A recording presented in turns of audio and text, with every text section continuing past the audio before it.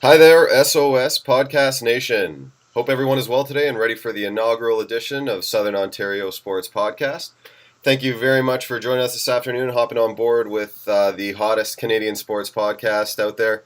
My name is Adam Thomas, and I'm, of course, joined by Steve Resnick. Steve, how are you? I'm doing well, and yourself, Adam?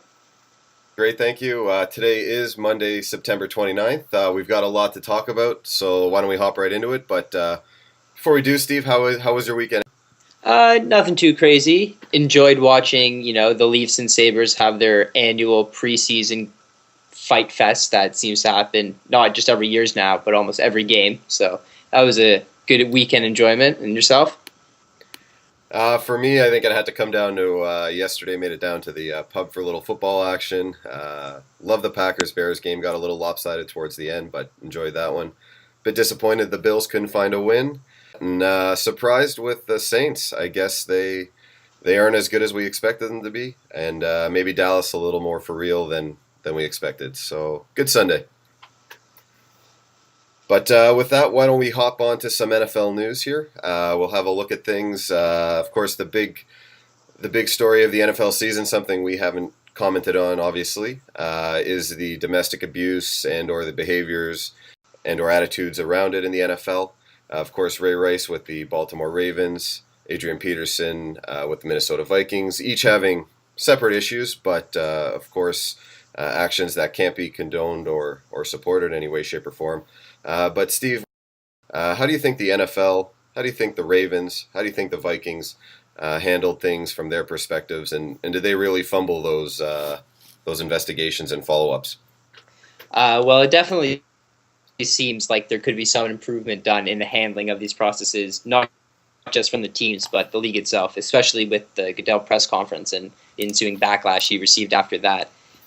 Especially with the Vikings, where they activate, deactivate, and then finally put him on the commissioner's exempt list at 1:30 in the morning, trying to slide it under the rug. You'd like to think that they could be a bit more open in their process and try and show the fans why they're doing what they're doing and get them a chance to understand why that they would have to do this with a so-called star player, especially if they're not going to cut him the way the Ravens did with Ray Rice.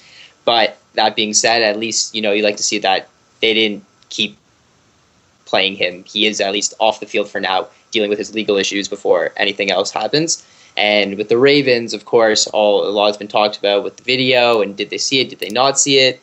What it pretty much comes down to is once the sponsors came in, once the backlash came in from the fans. I mean, if you saw the lineup for fans to return the jerseys for Ray Rice, it was going around the stadium almost. So once that came in, the Ravens saw that they got to do damage control before it gets any worse and cut their ties completely. So again, in the end, at least the teams did get that right, but you'd like to see a little bit more improvement in the way they got to that part.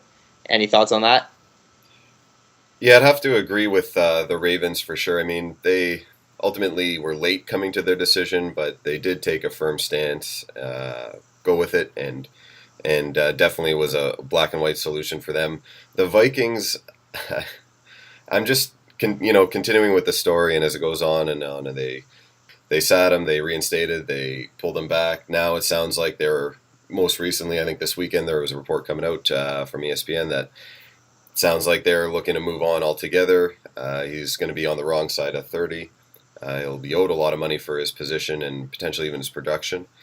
Not to mention some of the backlash that will be associated with that. But again, I think it's more comical than anything that they really don't seem to have a firm direction in mind, and it is something they should certainly improve on. One other quick note I want to throw in on this: Hope Solo, who's the U.S. national women's team goaltender in soccer, she's currently being investigated and in the legal system for similar type of offenses for domestic violence. Yet there's not as much or nearly as significant the backlash associated with that. Steve, do you think it's just a fact of the NFL being so big and out there versus maybe U.S. women's national soccer being less in the spotlight, or are there other issues in this case? I think that definitely would have an aspect to it, and why you wouldn't see it covered so much, as obviously the U.S. women's soccer, especially if there's not a World Cup going on or the Olympics even, probably is going to get that much press, even with a big name like Hope Solo. As well, I think you might have a bit of a double standard in where the female abusing a male in domestic violence may not be reported as much and may not be as much clickbait as Ray Rice punching his fiancée in the face, so to speak. So I think that definitely plays a role in it, although it will be interesting to see how that's handled going forward. Similarly, one of the players on the Charlotte Hornets, Jeffrey Taylor, in the NBA, actually was just arrested for domestic violence. So it'll be pretty interesting to see how Adam Silver handles that, considering all that's happened in the summer so far with the NFL. Yeah, absolutely. Wondering if this NFL season is going to be a sort of a watershed moment where this stuff is handled differently or more severely in all the other leagues as well, of course, of just the NFL. Okay, so let's wrap this up here. Your thoughts on the long-term future of particularly Ray Rice and Adrian Peterson. Obviously, it doesn't seem like neither of them are playing this year, but future for those two guys, Steve. Ray Rice, I don't see him playing another game, at least in the NFL. The CFL, maybe, you never know, but the NFL, I don't think so. Even last year, he averaged 3.1 yards per carry, almost a full yard less than he ever has in his career, so he's already on the downturn. He's only getting older. He'll be at least a year off from playing. The PR image and trying to sign him, especially with the video being what it is, I think would just be too much, and I don't think you're going to see him playing again in the NFL. Adrian Peterson, the cases aren't that similar, but Peterson being what he is and the star of the franchise, arguably one of the faces of the league, I think you might see another team try him, especially if the legal case doesn't come down as bad as some people may think it may be. So if it were up to me, I'd say Ray Rice not playing again. Adrian Peterson will at least get one more game in the NFL. Agree or disagree on that? Definitely agree with Ray Rice. I can't see things turning out well for him. You pointed to the fact that he probably was already losing a step, so his on-field production is going to be less valuable. At position of running back, I think over the last 5 to 10 years or so, it's really been a position of high turnover. The NFL teams aren't shy to go with a younger guy, some fresh legs. So I don't see anybody taking on that unnecessary PR backlash for somebody of those skills and talents. Unfortunately, and I can't believe I'm saying it, but I might almost make the same argument for Adrian Peterson. He's the superior talent of the two, but the money he's going to command and ultimately, again, what can be had from a younger player, I think he becomes less valuable, and certainly within a year or even two, depending on how this stretches out, he might be that 30, 31, 32 range and become a lot less attractive. I do think he will play at least one more game, so I'll go with you on that. But it might not be as much of a slam dunk as we think for a player of Peterson's talent. So I guess that wraps up our discussion there in the NFL. We'll change gears right the opposite direction and preview maybe the start of the NHL season here. The season's set to kick off October 8th, so just a handful of days away now. Steve, I know you've been watching some Leafs preseason action. We'll tee up the team tonight, and then next week I'll follow up with some Senators comments and we'll chat about them. But let's focus on the Leafs. Starting with a quick review of the way things wrapped up last year. Not so ideal for the Toronto faithful. Strong start to the year. Played above average hockey for the first 3.5, 4 months. A couple losing streaks kicked in and things wound up terribly towards the end of the season, finishing in 12th place and well out of the playoffs. Steve, they've made some moves in the front office. We'll start there. How do you like those changes, and is it enough to change the on-ice product this year and have a different outcome for that team? Well, it's nice to see the Leafs finally turn their stance on the analytics debate and at least give it a shot in terms of letting it see if it might be helpful and not being stubborn with the stance that we don't use them, we're not going to use them, we're going to be successful in spite of them. So bringing in Kyle Dubas, bringing in some more of the like-minded, especially with Daryl Metcalf from Extra Skater. So not only are you gaining for yourself, but you're taking away that mega site of data from all the other 29 teams. I'm sure we're accessing it. So in that, you've made serious gains. And even though you've still got Nonis and Carlisle around, by getting rid of all their assistants, you'd like to think that the philosophies are going to be changing sooner rather than later. And with Shanahan now being at the top, you'd like to think that with a hockey mind there, you can see some more sensible decisions going forward with the Maple Leafs. Your thoughts on that? Yeah, I like they shook things up a bit. It was obviously needed. So it's a good start. My real question boils down to leaving Nonis and Carlisle in place. They stripped away the better part of his support staff, which will have an influence. But if those two guys are truly playing the roles they are and leading the team in the way they are, I still think those are critical pieces they've left in place. I was a bit surprised to see Carlisle get an extension. Bit of an odd one there. I don't know. Maybe Shanahan just wants to wait, but I still think with those two guys, Nonis and Carlisle in place, not much will change with the on ice product from my perspective. So we'll have a quick check in here with the forward group. The Leafs basically bringing back the same group, at least in their top six. They do have some room for changes another place on the roster, but certainly the first line returns. Kessel, Bozak, Van Riemdijk making a powerful first line. I think JVR is set for a bust-out season. Not that he's been quiet the past couple of years, but he is going to, I think, really hit a new plateau. And hopefully Kessel continues his ways, playing some productive hockey for the Leafs. Just need a little more consistency. Steve, do you see anything adjusting with that top line? How do you feel about it this season? I don't think you're going to see them split up. They had great success last year, and ever since they've been playing together, even in their limited action so far in the preseason, they looked very good last night. Then Riemsdyk scored, Kessel scored. They generated pretty much all the offense for Toronto. Although you might want to see them spread it out at times, I think when it comes down to it, the Leafs will stick with it. Why fix it if it's not broken, right? Yep, couldn't agree more there. And again, I think it's probably one of the top lines in the league, to be fair about it. A little more consistency, but not much to complain about. So skipping down from that first line, the depth of the Leafs forwards comes in with some veteran presence. Joffrey Lupul, of course, returning. Nazem Kadri. You'll have David Clarkson in a Leafs uniform for now a second season. They acquired David Booth, probably one of the larger signings for them up front. Reasonable salary, and I think a good gamble there. Where do you see things going there, Steve, for the shape up of lines 2, 3, and 4? I think for the second line, you can pretty much pencil in Lupul and Kadri on there, and it's just up for debate as to who the third piece will be. I think Booth was looking like he had won the chance to at least start there in the regular season until he fractured his foot last night and is out for 4 weeks. So now it appears that the incumbent David Clarkson, who also got injured this weekend in a meaningless fight, but he's expected to be good to go. And so it looks like he'll be given the second line duty spot just by default. And hopefully, I'm sure the Leafs management is hoping that by default through that, he'll be able to get some points and some chances. So through that, it looks like that'll be settled. And for the bottom six, it'll be nice to see Daniel Winnick and Mike Santorelli in there. Hopefully, you'll see less of Colton Orr and Fraser McLaren.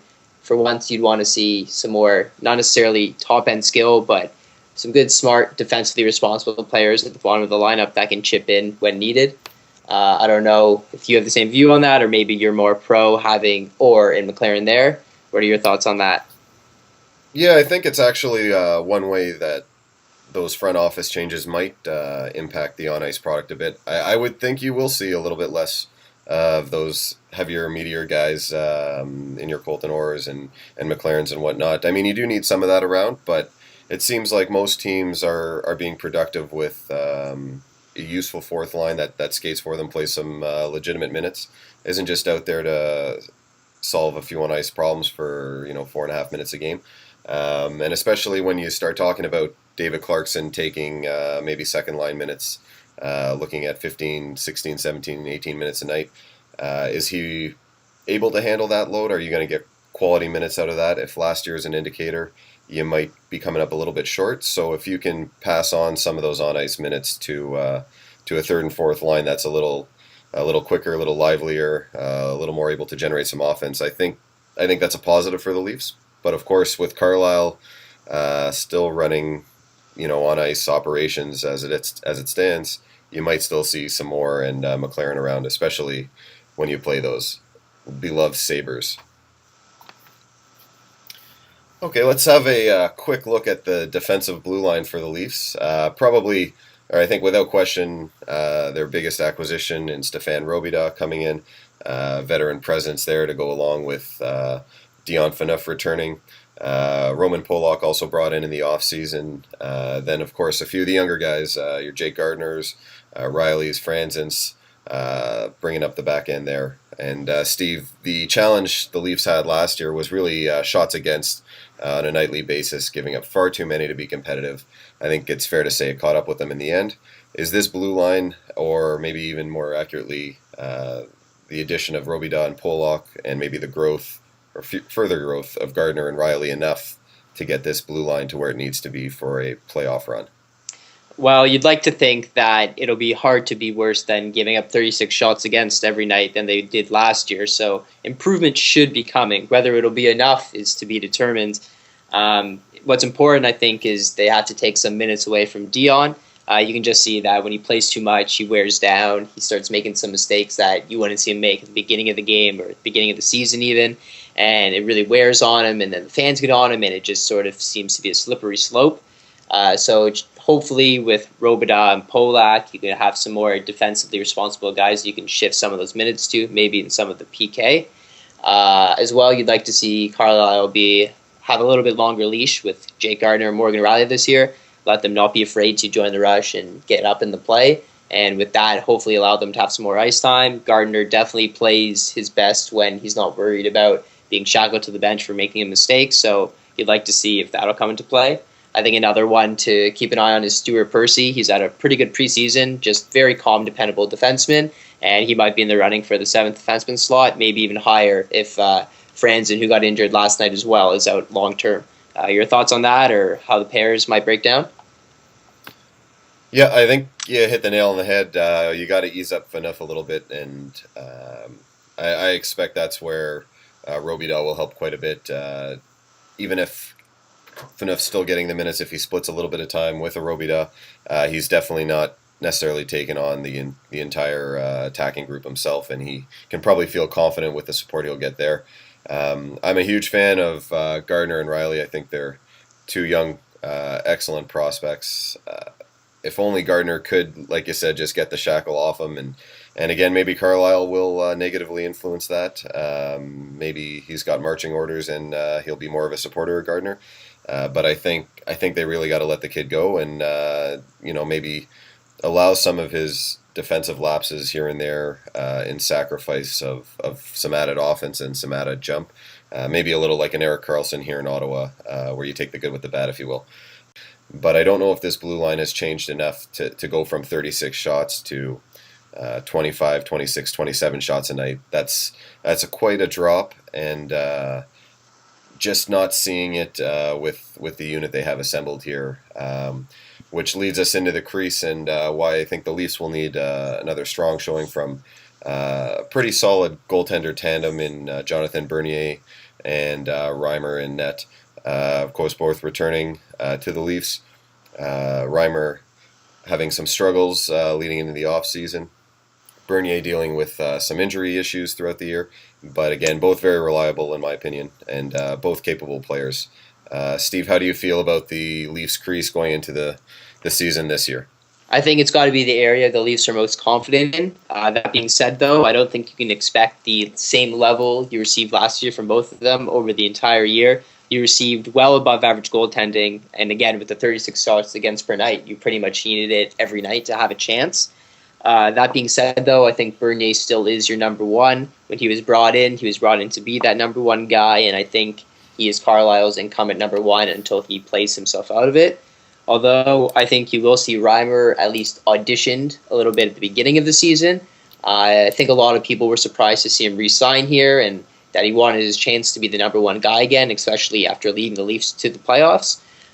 So I think you might see him get a few more games than normal. That being said, though, until the Leafs have a legitimate backup in the organization that's NHL caliber, especially with Drew McIntyre now in Carolina, who was the closest thing to an NHL backup they had beforehand, I don't think you're going to be seeing him moved out anytime soon. Your thoughts on that? Do you think Reimer takes the number one? No, I am a believer in Jonathan Bernier. I think, again, health issues aside, he's their horse. I don't see Reimer, especially with Carlisle's seemingly obvious opinions of him. I don't see that changing too much. It's Bernier's job to lose, in my opinion. He'd have to do a lot to lose it at that. So I think Bernier's starting the bulk of the games for the Leafs. He's going to carry the load. Reimer, no real problems with him. I think he's a great kid, and he'll make an excellent backup for them. If he can be assisted by a reduction in shots against, that'll help a lot. But again, I stated my view on that. I don't know if it's going to help from the defensive unit they have in front of him, so he might be in for similar numbers as last year. But still capable and competent.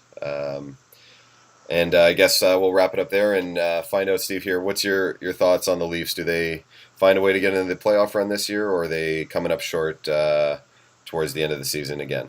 I think, like the Leafs always do, you'll see them have a quick start, bit of a falling off towards the middle, near end of the season, nice little recovery, and then eventually just come up short. So no playoffs and not the just draft pick either in typical Leafs fashion. Your thoughts? Agree? Disagree? I will play the optimist here, Steve. I'll say they find a way to squeak in seventh or eighth place.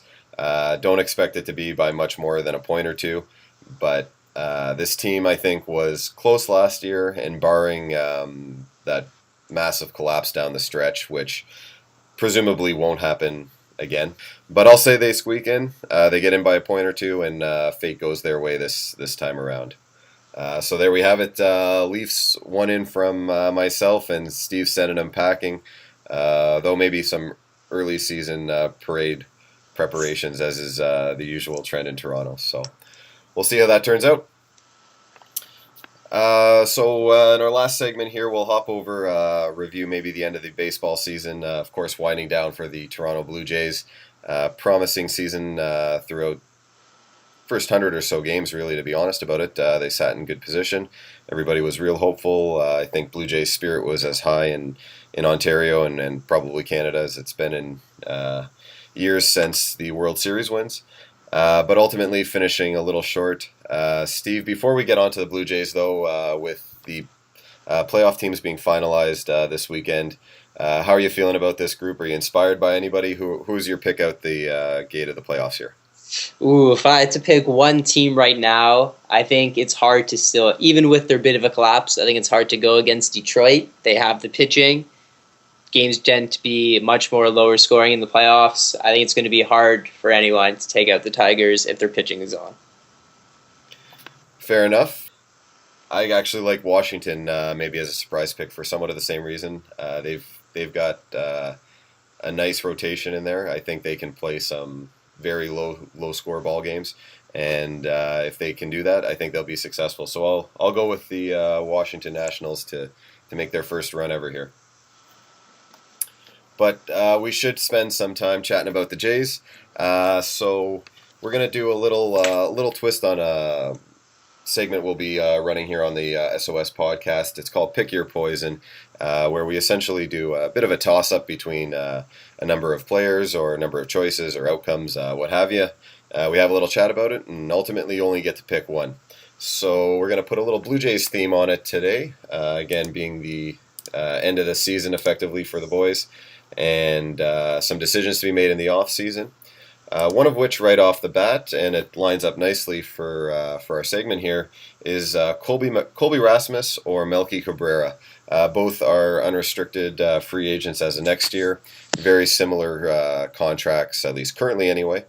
But if you had to pick one, Steve, between Rasmus and Cabrera, money aside, who do you go with here and why? I think this one's pretty much a no-brainer. Melky was arguably the most consistent hitter for the Jays all year, hitting over 300. Played above-average defense as well, especially once he recovered from his injuries last year, got that tumor removed. He proved to be one of the most valuable pieces of the team. Rasmus, on the other hand, he's always been inconsistent. You never know what you're going to get from him. And on top of that, you always have some of those off-the-field issues with his father and making sure he's getting all the playing time, and it's just an unnecessary distraction. So I think it's a no-brainer when it comes down to these two. if it's between Melky or Colby, you're taking Melky. Yeah, I can't argue with you here at all. I love Melky in the lineup. I think consistency, as you mentioned, that's what we gain most from him. When we show up at his hole in the lineup, we're going to have a chance to generate a bit of a rally or work with some base runners if he does have somebody to work with. And then as well, his defensive play, I think, was above average. Gave us a little more than we all expected, and that was really a nice addition to his game. I love to see him come back. I know you and I have chatted about the price tag might not be so favorable now that he's no longer coming off his suspension, as was the case when the Jays signed him. So we'll see what they can get him for if they can. But if it was taken in a vacuum, I think we're both saying so long to Colby, and hopefully Melky, you're sticking around. Moving on from the outfield, we'll hop into the Jays infield here and have a look at players listed on their third base eligible list.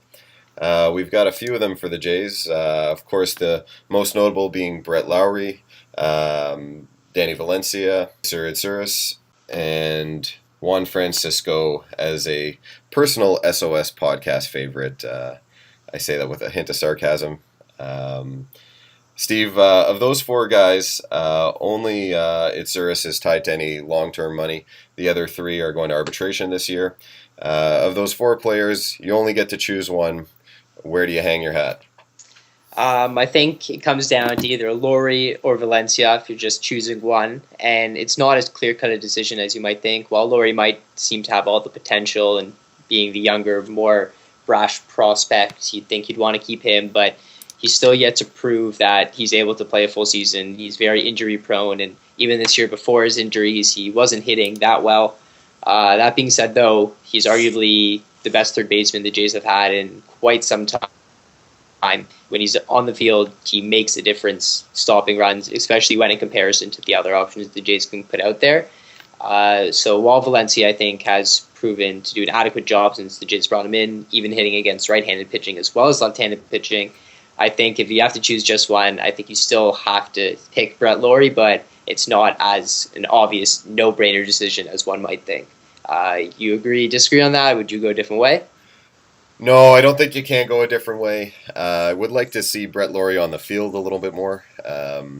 Certainly his injury issues are well noted and have been a real detriment to the start of his career, but he is a young guy. Definitely has the prospect, the potential to be certainly a great player in the Jays organization.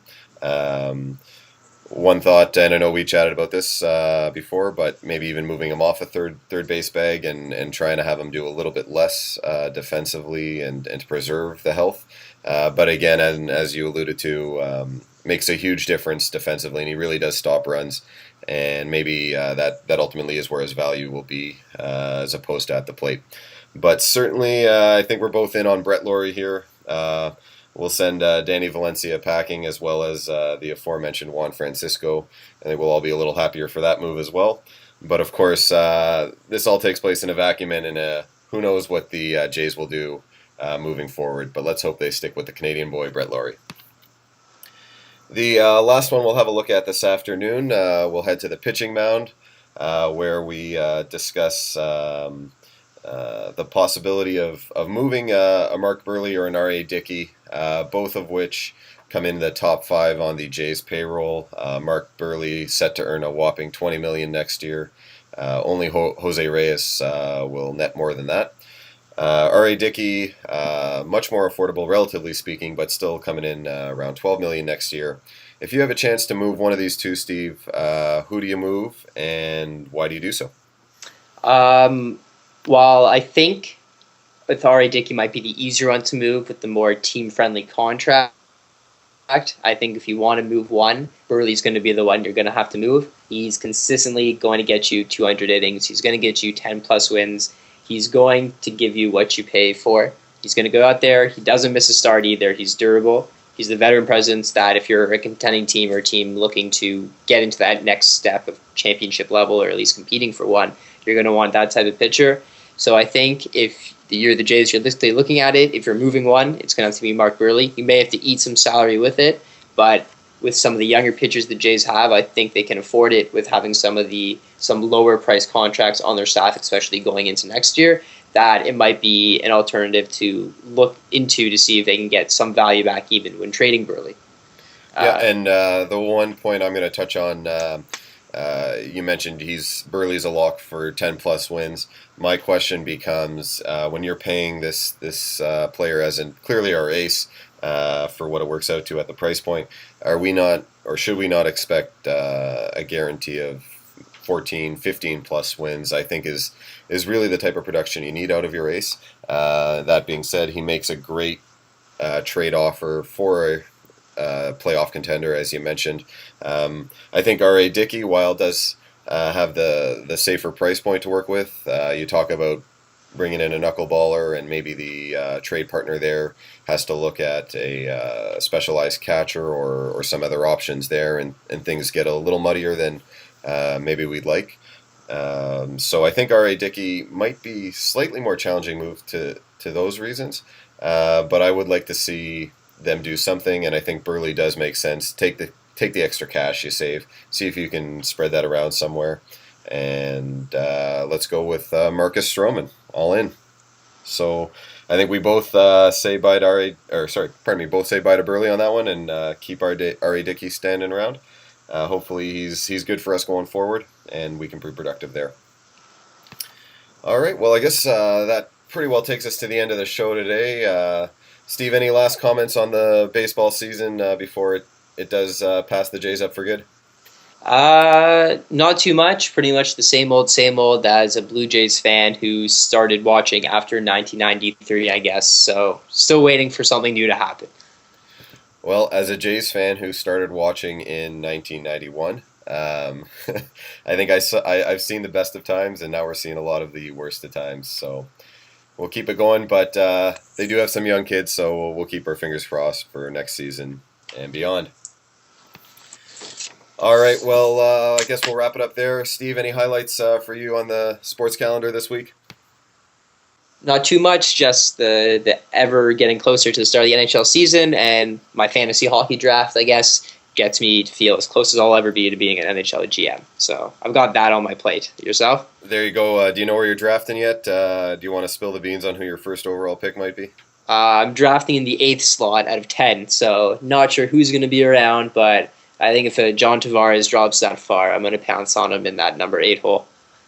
Attaboy, I'm a Tavares fan. I've got him in a nice dynasty pool. Myself, probably just catching up on the last little bit of preseason hockey here. Looking forward to puck drop in just over a week. Don't know what to expect from the Senators, but we'll save that chat for next week. But still always excited to have the season get here. So the countdown's on for me.